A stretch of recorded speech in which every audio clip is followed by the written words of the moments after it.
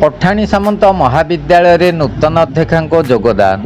Bhapur block अंतर्गत बाहाड़ा बाईगुणिया स्थित पठाणी सामंत महाविद्यालय बुधवार पूर्वाह्न नूतन अध्यक्षा भाव डॉक्टर स्वच्छ सलीला महापात्र दायित्व ग्रहण करिसेंती।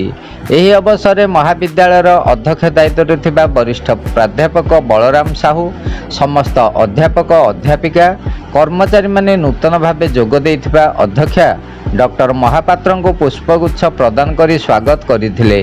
पूर्वर महाविद्यालय भारप्राप्त अध्यक्ष भावे बलराम साहू दायित्व तुलाइथिले। आज श्री साहू नूतन अध्यक्षा को दायित्व हस्तांतर करिथिबा जणा जायछि।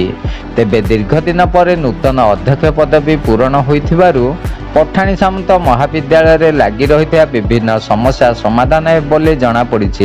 सूचना अनुसार राज्य सरकार उच्च शिक्षा विभाग पक्षर राज्यर विभिन्न महाविद्यालय अध्यक्ष पद खाली पड़ा हेतु चलित मासरे खाली स्थान गुड़िक पूरण करिसेंती। एही क्रम में पठाणी सामंत महाविद्यालय अध्यक्ष पद पूरण होगा पर आज पठाणी सामंत महाविद्यालय परिसर चलचंचल हो उठी। आगामी दिन में महाविद्यालय सुनाम आने सतचेष्टित हेबे बोली बुद्धिजीवी माने आशा रखिछंती। प्रभात पशायत रिपोर्ट खंडपड़ा वार्ता।